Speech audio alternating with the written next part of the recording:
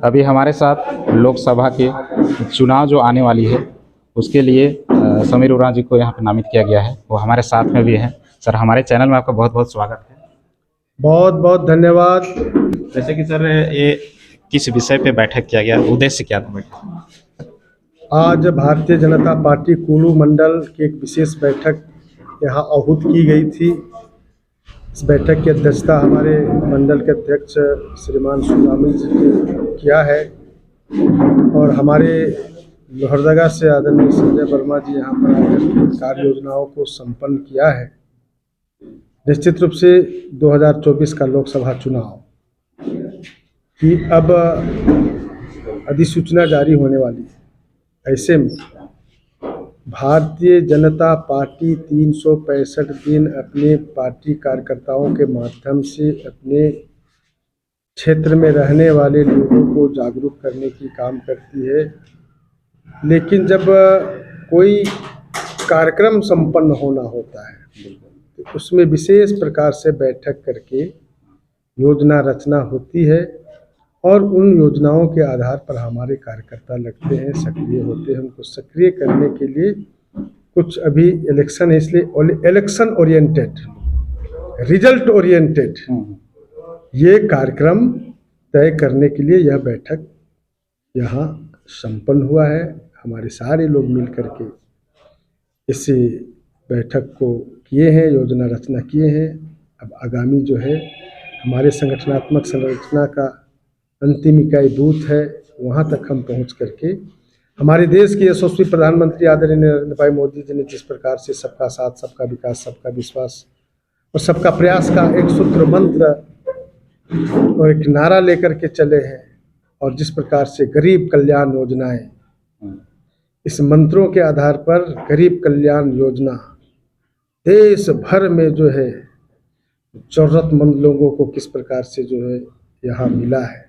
चाहे हम प्रधानमंत्री आवास बोलें, चाहे हम उज्ज्वला गैस योजना बोलें, चाहे हम आयुष्मान भारत कार्ड की बात करें, ऐसे तमाम जन उपयोगी यानी गरीब कल्याण योजनाएं लोगों को मिला है। इस बार के चुनावी मुद्दा क्या होगा? देखिए, भारतीय जनता पार्टी कोई मुद्दा बना करके और सत्ता में आने के लिए कोई भी एजेंडा नहीं बनाती है। भारतीय जनता पार्टी देखती है कि इस देश के अंदर, इस राज्य के अंदर, यहाँ के जनता के लिए, यहाँ के समाज के अंतिम इकाई के लिए कौन से बातों की ज़रूरत है। इन बातों को ध्यान में रख करके वो संकल्प पत्र निकालती है कि भाई आपकी सेवा के लिए हम ये करने जा रहे हैं। अभी तुरंत में ही संकल्प पत्र आने वाला है, आप भी देखेंगे और उसको मैं बढ़िया से आपको बताऊंगा। जैसे कि प्रधानमंत्री जी गरीबों की बात करते हैं, किसानों की बात करते हैं, महिलाओं की बात करते हैं, लेकिन अभी हमारे क्षेत्र में झारखंड जैसे राज्य में जो कि खनिज संपदा से भरा हुआ है, लेकिन यहाँ के लोग 60% पलायन कर जाते हैं, कैसे दूर होगा? निश्चित रूप से यहाँ इसका कारण कांग्रेस है। आज़ादी के 65 वर्षों तक लगातार देश के अंदर शासन किया और यह जनजाति बहुल क्षेत्र है, संसाधनों के अभाव वाला क्षेत्र है। यानी यहाँ हम कह सकते हैं कि हमारे पास संसाधन नहीं है। हम अपेक्षा करते हैं कि कोई तो संसाधन दे दे ताकि हम उसका उपयोग करके आगे बढ़ें, यानी अपेक्षा के साथ यहाँ है। वैसे समय में कांग्रेस के लोगों ने हमारा जो है गलत उपयोग किया। हमारे गांव में जाकर के तुम्हारे पास ये नहीं है, तुम अनपढ़ हो, तुम गरीब हो, तुम्हारे पास रोड नहीं है, बिजली नहीं है, तुम्हारे लिए ये कर देंगे, वो कर देंगे, केवल बोला। लेकिन मेरा क्या जो है वास्तविक समस्या है, इसको हमारे मुखों से सुनने का काम कभी नहीं किया, इसलिए काम भी करने का काम नहीं किया। और लगातार ये करेंगे, ये है, वो है, हाँ हम है, गरीब है, हम भी सोचते हैं कि हाँ हम इसी तरह से हैं। यही मानसिक दबाव में रह गए। कभी भी जो है ऑफेंसिव होकर के मैं चांद में भी जा सकता हूँ, मैं रेल भी चला सकता हूँ, मैं हवाई जहाज भी चला सकता हूँ, मैं डॉक्टर भी बन सकता हूँ, मैं इंजीनियर भी हो सकता हूँ, ऐसा जो है उनको जो है इम्पावर करने का काम नहीं किया। लेकिन आज देश के यशस्वी प्रधानमंत्री भारतीय जनता पार्टी गांव में जाता है, बता रहा है ऐसा है वैसा है, जो आगे प्रगति की ओर बढ़ने वाली बातों को बताता है। अब क्या है कि इस क्षेत्र में कुछ अलग की एक षड्यंत्र चलती है कि ये भारतीय जनता पार्टी इस देश के अंदर में जो सरकार में तो आएगा, हमारा क्षेत्र में जो पूरा वर्चस्व हो जाएगा, तो हमारे पास कोई काम ही नहीं रहेगा, बेरोजगार हो जाएंगे हम। इसलिए यहाँ षड्यंत्र करो, भ्रांतियां फैलाओ, भ्रमित करो, या तो भय भी दिखाओ, तो उससे कैसे आप लोग ये जो है कर रहा है। लेकिन हम आपको बता रहे हैं कि हम लोग अगर कहावत कहें उसको, उस जानवर से हम तुलना नहीं कर रहे हैं, लेकिन तुलना करने में कहावत है जानवर के नाम से। इसलिए मैं कह सकते हैं कि हाथी चला बाजार, कुत्ता भूखे हजार। हम तो अपना बाजार जाएंगे, सौदा बाजार करके आएंगे, सारी चीज़ों का पूर्ति करेंगे और सब संपन्न कर देंगे। अब हम जो है उसको ना कहने ना भोंकने नहीं जाएंगे। तो हमारे मोदी जी हैं, इसलिए मुमकिन है, मोदी है तो मुमकिन है। हम लोग को सबका जो वैकल्पिक व्यवस्थाओं के आधार पर इन सारी चीज़ों को हम कर देंगे। अब आपको मैं बता देना चाहता हूँ कि सिकिल सेल एक जेनेटिक बीमारी है, ट्राइबल एरिया में ही होती है। ये एनीमिया है, थैलेसीमिया है, बहुत बीमारी है। स्वास्थ्य के नाम पर कितना हो गया होगा, लेकिन इसका जो है एकदम रचनात्मक जो है उन्मूलन की योजना किसी ने नहीं बनाया। मोदी जी ने गांव में गया, ट्राइबल गांव में गया, जो शहडोल के गांव में जाकर के सिकल सेल कैसे जेनेटिक रूप से ट्रेसिंग होगा, टेस्टिंग होगा, और टेस्टिंग के बाद में काउंसलिंग होगा, फिर उसको मेडिसिन दिया जाएगा और इन बीमारों को समाप्त किया जाएगा, ऐसा प्लान करने वाला मोदी।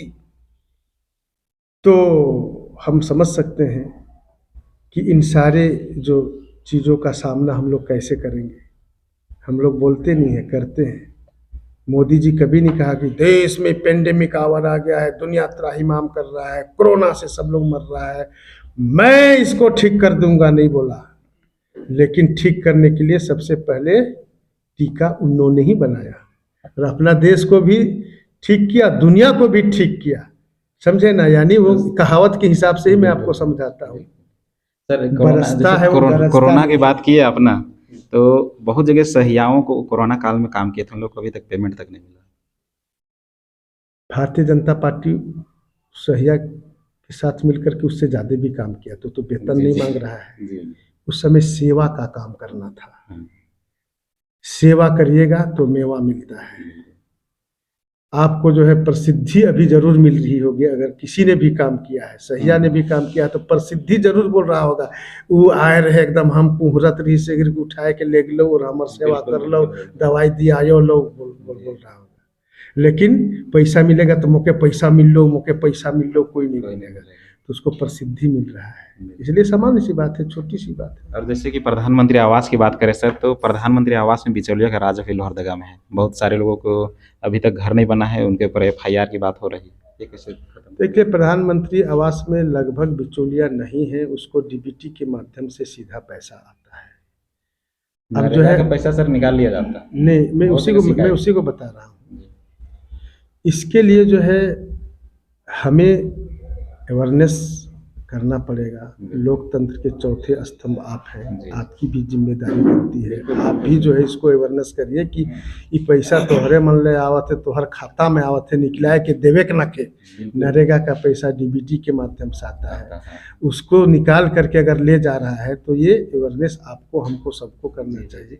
लेकिन भारतीय जनता पार्टी ने केंद्र की सरकार के माध्यम से DBT की योजना के तहत उनको दे रही है, और प्रधानमंत्री आवास में उतना लूट नहीं हो रहा है जितना अबुआ आवास में लूट हो रहा है। अबुआ आवास में तो मतलब सीधे जो JCC में 25 लाख में क्वेश्चन पत्र बेच रहा था, उसमें जो है जिसके पास पैसा है वही नौकरी कर सकता है, वैसे ही इसके पास जिसके पास पैसा है वही घर बना सकता है। यानी युवाओं को भी जो है कुचलने का काम कर रहा है, उसके रोजगार भविष्य को कुचलने का काम कर रहा है ये सरकार, ये जो JMM और कांग्रेस की सरकार। भारतीय जनता पार्टी का एक भी ऐसा नहीं सुना। जैसे कि अभी हम लोग लोहरदगा में ये कुड़ू में है सर, और यहाँ का जो शासन और प्रशासन की व्यवस्था है, यहाँ लगातार गोलीबारी होते रहती है। कैसे दूर किया जाएगा? क्योंकि लोग यहाँ पे बाहर शाम होने के बाद बाहर निकलने से बहुत डरते हैं। यही दूर करने के लिए हमारे कार्यकर्ता हम सब लोग गांव-गांव जा रहे हैं कि ये हेमंत सरकार जो था, अभी जो है चंपई सोरेन की सरकार है, कांग्रेस की सरकार है, इसको उखाड़ फेंकना है और भारतीय जनता पार्टी की शासन स्थापित करना है। मैं बताना चाहता हूं कि भारतीय जनता पार्टी 5 साल लगातार यहाँ शासन किया था। उसके पहले भी किसी न किसी का सरकार था। उस समय यही जो है चंदलासों के अंदर में किसी जहाँ पर टीओपी बना है वहाँ पर कैसे खेतों में गोलियां चली थी, लोग कितने मरे थे। इस क्षेत्र में बहुत सारे यहाँ जो है आपका ये कैरों के क्षेत्रों में ये जो वो सब जगह है, वहाँ पर अली सेना कैसा बन करके जो है उभरा था, याद है आपको? नरकुपी की तरफ हमारा भारतीय जनता पार्टी का शासन हुआ था उस समय अली सेना कहाँ चला गया, बाकी सब चीज़ सब लोग कहाँ चला गया था। कहीं इस प्रकार से घटनाएं ज़्यादा दिखने को नहीं मिल रहा था। लेकिन जैसे ही झारखंड मुक्ति मोर्चा का सरकार आया, चाईबासा के बुरी गुली केरा के जो है गांव में किस प्रकार से आदिवासियों की नृशंस हत्या काट काट करके होती है, किस प्रकार से जो है जनजातियों के महिलाओं का, बहनों का जो है दुष्कर्म करके हत्या हो जा रहा है ये संथाल परगना के क्षेत्र में, किस प्रकार से पूरे छोटा नागपुर, संथाल परगना, पलामू के क्षेत्रों में ये जो है दुष्कर्म और अत्याचार से लेकर के जो है ये अपराधी उग्रवादी लोग जो है बढ़ता जा रहा है, वैसे ही यहाँ भी बढ़ा है। तो इसको समाप्त करने के लिए ही भारतीय जनता पार्टी के कार्यकर्ता कमर कस के गांव में जा रहा है। इस सरकार को उखाड़ के फेंकेगा, समाधान हो जाएगा। जैसे कि बात करें कि हमारे युवा आज बहुत ज़्यादा बेरोजगार हैं, इसके कारण पलायन बहुत ज़्यादा करते हैं। गांव में भी जाकर देखिएगा तो लगभग 60% लोग खाली हो जाते हैं, गांव का गांव खाली हो जाता है।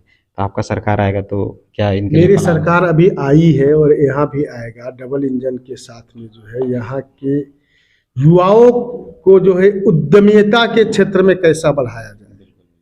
उस उद्यमिता का क्षेत्र केवल जो है बड़े कल कारखाना, बिजली और वहाँ पर पूरा पाइपलाइन बिछाने को ही नहीं कहते हैं। हमारा जो है छोटा छोटा जो एमएसएमई का जो काम है, एमएसएमई के क्षेत्र में सहकारिता के विभाग से, ये जो खादी ग्रामोद्योग बोर्ड के विभाग से, हमारे जो है ट्राइबल अफेयर्स मिनिस्ट्री में जो है वंदन विकास केंद्र में भी ट्राइफेड के माध्यम से बहुत सारे रोजगार देने के लिए सरकार ने प्रावधान कर दिया है। अब इसको जो है आगे बढ़ाने का ज़रूरत है। हमारे कुड़ू के क्षेत्रों में जो है मछली पालन भी अच्छी की जाती है, तो कैसे फिशरीज, एनिमल हस्बेंड्री, गोटरी को कैसे यहाँ पर हमारे लोगों को रोजगार बढ़ाने के लिए दिया जाएगा, उत्पादन करेगा तो रोजगार युक्त हो जाएगा। वो जो है आज इसका जो वैल्यू एडिशन, महुआ 50 रुपया किलो में हम खरीदते हैं, क्या बनाते हैं? दारू बनाते हैं। एक बोतल पीते हैं और मेरा आगे का योजना ख़त्म। 2 दिन सूत के उठते नहीं है और मेरा योजना ख़त्म हो जाता है, आगे हम नहीं बढ़ पाते। मेरा पैसा भी गया, शरीर भी गया, समय भी गया। लेकिन ये जो ट्राइफेड अफेयर्स मिनिस्ट्री के माध्यम से जो है ये वंदन विकास केंद्र खोलना का काम पूरा प्रारंभ हो गया है और ये 50 रुपया का महुआ को हम कलेक्ट करके लाते हैं, उसका प्रोसेसिंग करते हैं, क्या बनाते हैं? लड्डू बनाते हैं, चटनी बनाते हैं, अचार बनाते हैं, पापड़ बनाते हैं, बिस्किट बनाते हैं और 1 किलो का अगर वो है तो उसमें हम निर्मित कर देते, प्रोसेसिंग करते हैं तो 1 किलो का सामान बन करके हमारा जो 150 से 200 किलो का रेट उसमें आ जाता है। तो वैल्यू एडिशन हुआ, पैसा सीधा हमको आया। और मोदी जी ने ये पेंडेमिक आवर में जो है कोरोना काल में जो है विदेशों में खिला करके इसका गुणवत्ता को बता दिया। वहाँ के लोग जो है बोल रहे अरे बाप रे इतना ज़्यादा गुणवत्ता है, इसमें पौष्टिकता है, इसी को खरीदो। अब सेरेलेक्स नहीं खरीद कर किसको खरीद रहा है? तो यहाँ का सीधा उत्पादन वहाँ जा रहा है, अब यहाँ पैसा आ रहा है तो रोजगार आ रहा है। तो इसी प्रकार से रोजगार युक्त हो करके हमारे लोग जो है अपने आय आमदनी को बढ़ा रहा है। किसानों को एफपीओ के माध्यम से जोड़ा जा रहा है। बड़े बड़े चीज़ें, हमारा चावल का प्रोसेसिंग हम ही करें। हम अभी 12-15 रुपया चावल 20-25 रुपया बेचते हैं, तो हम क्यों ना 60 रुपया बेचने वाला चावल बनाएं। एफपीओ का निर्माण करें, यहाँ राइस मिल खोलें, इसका पैकेटिंग करेंगे, इसका लेबलिंग करेंगे और इसका विपणन के क्षेत्र में, बाजार के क्षेत्र में हम आगे बढ़ाएंगे। यह भारत सरकार व्यवस्था कर दी है, लोग करना प्रारंभ कर रहे हैं। मैं आपको बताना चाहता हूं कि नंदुरबार जो है नासिक के नज़दीक है, महाराष्ट्र में नंदुरबार है, और सूरत जो है आपका ये गुजरात में है। सारे खेत के गांव के लोग जो है सूरत जाके मजदूरी करता था। अगर 1 साल काम करता था तो 1.5 लाख कमाता था, और गांव में अगर 1 साल काम करेगा तो 50,000 भी नहीं होता। तो सब लोग काम करने जाता था, लेकिन वहाँ हमारे प्रधानमंत्री जी के नेतृत्व में कृषि कार्यों को, उन्नत खेती, प्राकृतिक खेती को बढ़ावा दे करके ऐसा काम किया गया कि आज जो है एक एक किसान कम से कम साल में 3 लाख कमा रहा है। अब मकई का पैदा किया तो मकई को भूंजा खाने के लिए नहीं बेच रहा है, सत्तू खाने के लिए, रोटी और घट्टा खाने के लिए नहीं बेच रहा है। उसको कैसे जो है पशु आहार बनाया जाए, एक छोटा मशीन बैठाया, और उसमें क्या है कि कुछ खाने भर खा रहा है, बाकी उसके दाना से पशु आहार बन रहा है।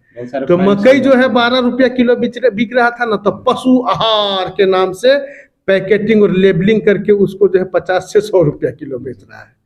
तो उसको आमदनी आ रहा है, तो 3 लाख कमाएगा ही कमाएगा। ऐसा काम हमारे देश के यशस्वी प्रधानमंत्री जी प्रारंभ करवा दिए हैं, कर रहे हैं कृषि के क्षेत्रों में। और एनिमल हस्बेंड्री में अब जो है सुअर पालन है, गो पालन है। आपको आदिवासियों के लिए 50% सब्सिडी है, और आदिवासी महिला होगी तो 60% सब्सिडी है। इन सारी चीज़ों को करने के लिए पूरा कर दिया है। लेकिन यह झारखंड सरकार नहीं चाहती है कि यहाँ का आदिवासी विकसित हो जाए। इस सब योजना को इम्प्लीमेंट ही नहीं करती है। पैसा कहाँ जाता है? स्थिर हो जाता है या तो वापस हो जाता है।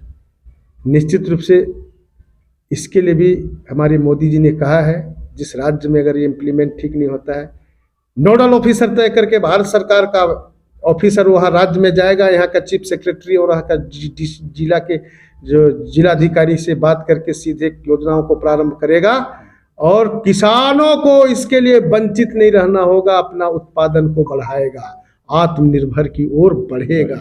यह कल्पना और योजना के साथ चल रहा है। सर, आखिरी में सवाल है कि जैसे कि अयोध्या में राम मंदिर बन गया तो यूपी का विकास हो गया, विकास के रास्ते पे बहुत आगे चल चुका है, लेकिन हमारे झारखंड में देवघर जैसे स्थान है जिसको भी विकसित करने की ज़रूरत है। तो आपके सरकार जब झारखंड में बनती है तो क्या उम्मीद रखें कि उसका भी विकास होगा यूपी के तर्ज पर? निश्चित रूप से भारत सरकार में भारत दर्शन पर्यटन के क्षेत्र के लिए योजना है। आपको पता है कि राम जन्मभूमि में एयरपोर्ट नहीं था, एयरपोर्ट बना। देवघर में एयरपोर्ट नहीं था, देवघर में एयरपोर्ट क्यों बना? बाबा का दर्शन करने दूर दूर से लोग आएंगे। विकसित हुआ कि नहीं हुआ? अभी पूर्ण विकसित नहीं मानेंगे ना। अभी पूर्ण हो गए हैं क्या आप? अभी तो आपको बहुत सवाल करना है, अभी और सवाल करिएगा। अभी तो पूर्ण नहीं हुए, आपको तो सवाल बहुत करना है, तो और आगे जाइएगा कि नहीं जाइएगा? उसी प्रकार से वो और आगे जाएगा। अभी तो पूर्ण नहीं हुआ तो आगे और बढ़ता जा रहा है, बढ़ता ही जा रहा है, विकास होता जा रहा है, होगा ही।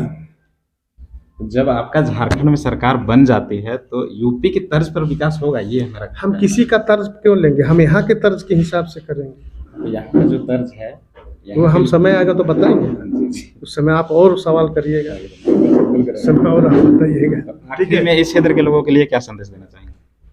इस क्षेत्र के लोगों के लिए मैं यही संदेश देना चाहता हूँ कि मोदी जी के नेतृत्व में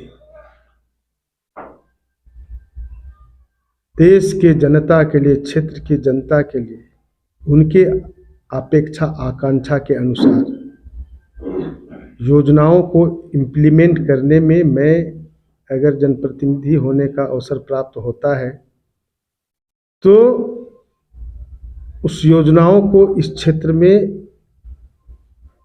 कैसे व्यवस्थित इम्प्लीमेंट हो सकता है, उसमें सक्रिय भूमिका निभा करके काम करने का प्रयत्न करूंगा।